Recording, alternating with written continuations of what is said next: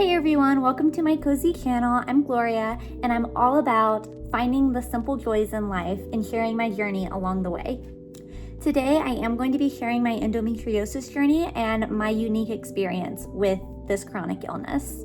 So grab your favorite blanket, get comfy, and let's jump in. So some background. While I was in TRADOC, the whole time that I was in TRADOC, which ended up being 11 months, I completely forgot to mention that this occurred while I was in the Army.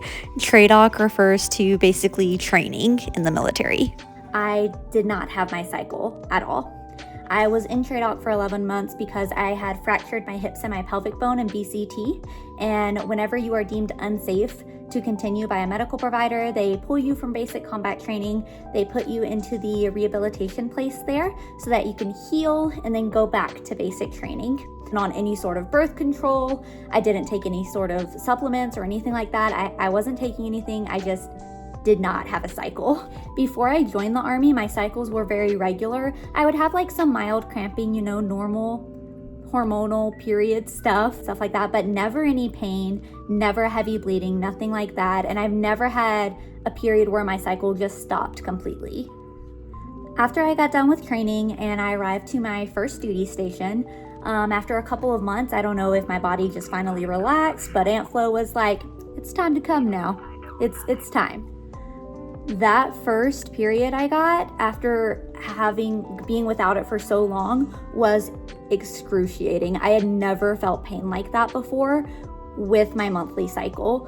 And it was also incredibly heavy to the point where I was bleeding through my OCPs. Like it was insane. I had never experienced anything like it. And me being who I am as a person, I was just like, well, I haven't had it in so long, so I'll give it a couple of months, maybe because I haven't had it in a while. It's just coming back with a vengeance and it'll get back to normal. It did not get back to normal. In fact, it actually got progressively worse. So I went and I made an appointment with my primary care provider. She ordered an ultrasound, and the ultrasound showed that I had some fibroids. Nothing major though, nothing that needed to be removed. But she did go ahead and refer me off post to a gynecologist. So then I went and I made an appointment with the gynecologist that I was referred to. It was not good. This gynecologist that I saw, it was the first time I was meeting her. And she told me that she did not believe in ultrasounds. Wow! Long story short, I did not go back there. I called TRICARE. I was like, I want another gynecologist, one that believes in modern medical technology. And that's when I saw my second gynecologist. My second gynecologist, I told her all of my symptoms and everything, how I was having painful bowel movements, how I was heavily bleeding like through my OCPs, how it was hard for me to do things like workouts and stuff without being in crippling pain. And she suggested that we try some form of birth control to see if that would help. And so I was like, absolutely, I'm willing to try anything. So I got put on the depot shot. That did not go well. So the depot shot, it lightened my bleeding, but then I was just bleeding consistently and it did nothing for my pain. Also having some weight gain. I was having mood swings. I was feeling really, really tired. It was just, I had some horrible side effects. Unfortunately though, because it's a shot, you can't just really, you can't get it out. So I just had to kind of live with that for 3 months. Well, now we'll try the pill. And so I got put on a hormonal birth control pill. I honestly can't remember the name of it. And that one didn't have any bad side effects. It did the same thing with my bleeding, like it lightened it, but then it just never stopped. And the pain was still there. It did absolutely nothing for my pain still. By the way, my symptoms started around July, August of 2023. And so at this point, it's about around April 2024, and I'm due to take the ACFT again, the Army Combat Fitness Test. I passed, but I was in so much pain afterwards that I was crying. I felt so bad. The ACFT grader, he looked at me like, are you okay? And I just looked at him and my tears were running down my face and I was just like, I'm fine.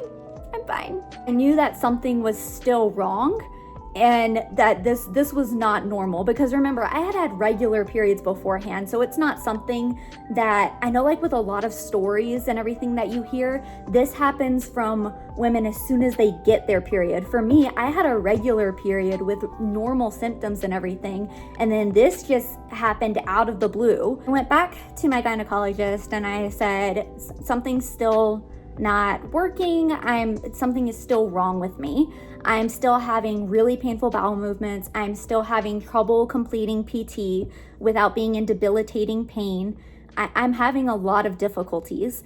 And so that's when she said, I suspect that you might have endometriosis. However, the only way to diagnose it is through surgery. So I had my surgery September 30th, 2024.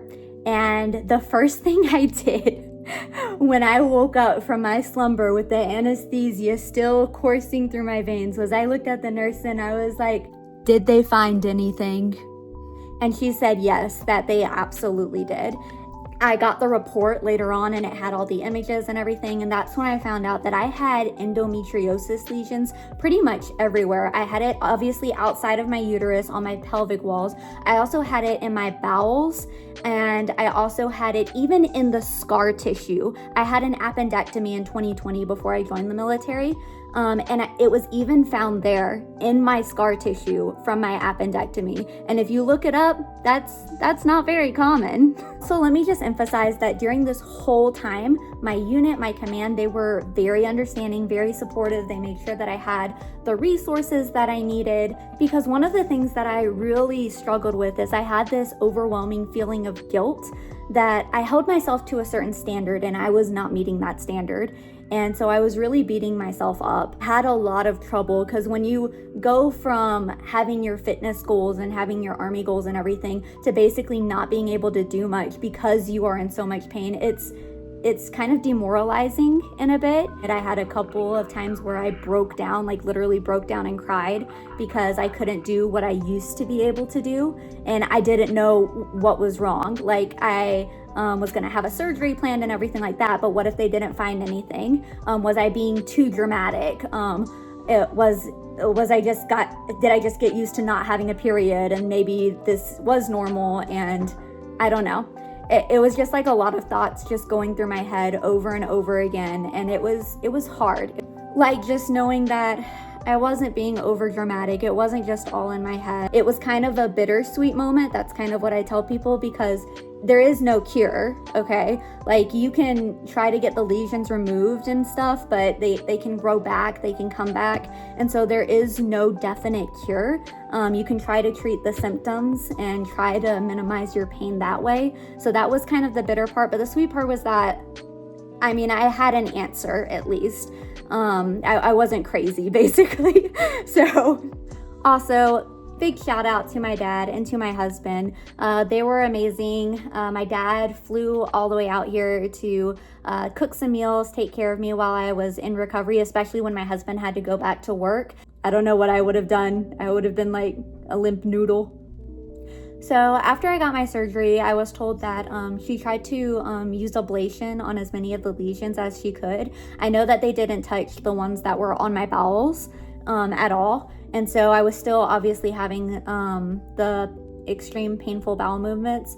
When I say painful bowel movements, I mean the absolute worst pain I have ever been in. They don't happen like obviously with every single one, but whenever I would have a flare up and they would happen, I would sometimes pass out because the pain was so bad. Getting back on track, after my surgery, I'm gonna be completely honest, because I know like a lot of people said, oh, after my surgery, I felt so much better.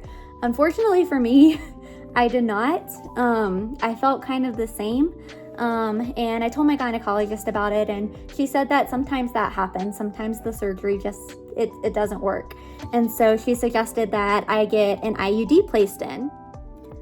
All I'm gonna say is props to my friend who told me to take the day off work for that IUD placement. The IUD insertion wasn't as bad as like one of my painful flare-ups, but it definitely wasn't like a cakewalk, okay? Like I'm glad that I took the day off and that I just stayed home afterwards. I think that was definitely needed. So anyways, I got the IUD inserted. I got it inserted in December, so about a month or so after I had healed up from surgery and everything. After about a month, I did notice like it helped a little bit. It still wasn't helping a lot with my pain, but with my bleeding, once again, it was just kind of, it lightened it, but it didn't.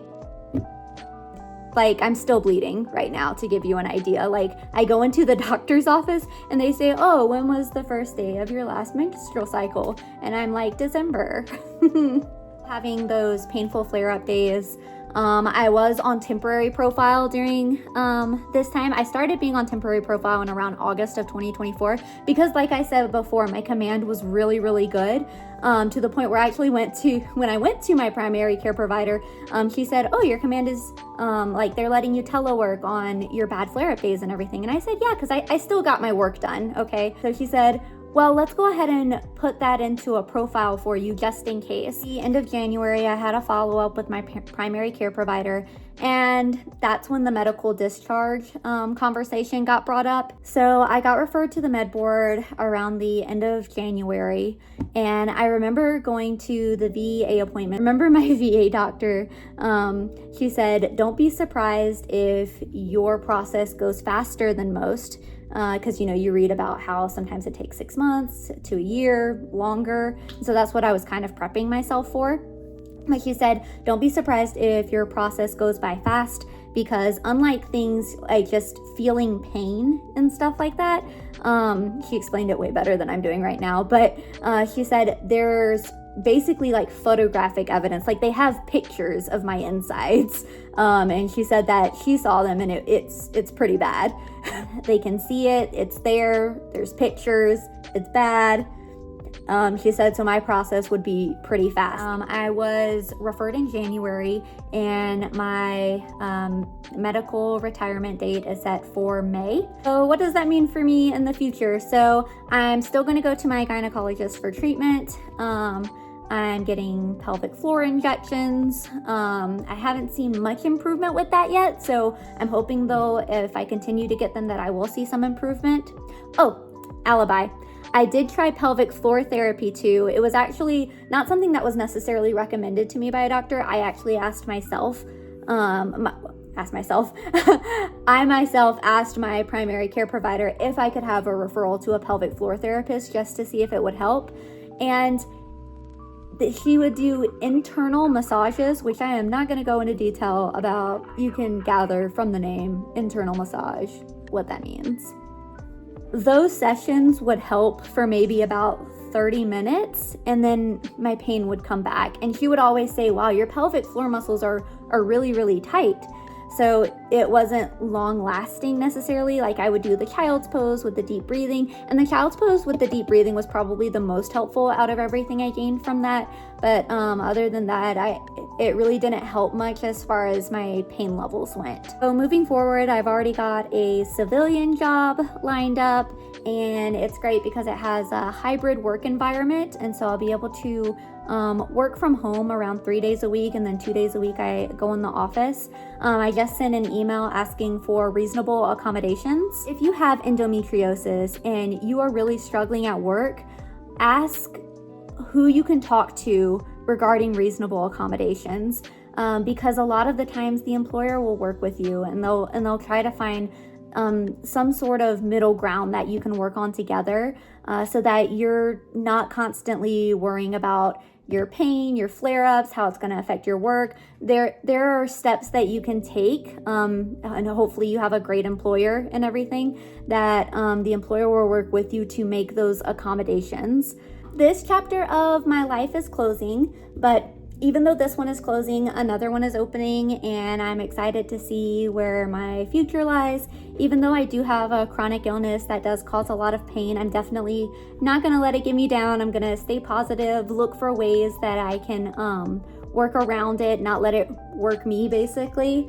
I've noticed that, which is weird, gluten is a trigger, so I can't have like any foods with gluten in them. It's just one of the things I've noticed that causes a flare-up. So finding little things like that, experimenting with different techniques to see what helps me, is going to help me in the long run. I even got I know you've probably seen advertisements for it, for the Livia device. It's basically a TENS unit, but it has gel pads that you can stick onto basically your pelvic area.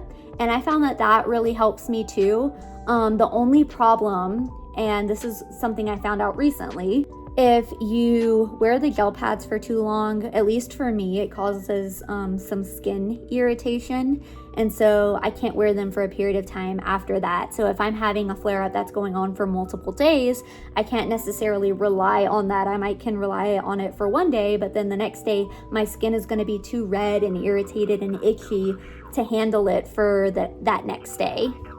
But yeah, just continuously learning, doing research, reading, figuring out things that work for me, that work for my symptoms, my endometriosis, so that I can continue living my life, so that I'm not letting it get me down, to just continue to find those simple joys. That's the biggest thing with staying positive. Like, yes, if I wanted to, I could dwell on the fact that I have this problem that causes severe pain, and I could go into this sort of pit of despair and being like, oh, I can't do anything. Oh, I can't do this. Oh, I can't do that. I think that's not a good road to go down. Getting some behavioral health, some therapy, doing some research, figuring out how to live with this disease, I think is a lot more positive mindset. And even doing things like making a YouTube video that probably nobody will watch, but it's a form of therapy in a way, to be able to talk it out, even in front of a camera. Just finding something that works for you, to where you're not getting down, you're not getting depressed because you have this condition. And I feel like I'm rambling at this point, so I'm just gonna go ahead and wrap it up. Thanks so much for spending time with me today. If you liked the video, don't forget to give it a thumbs up and subscribe to follow me on my endo journey, as well as just filming some cozy content. Take care of yourself, and I'll see you in the next video. Bye.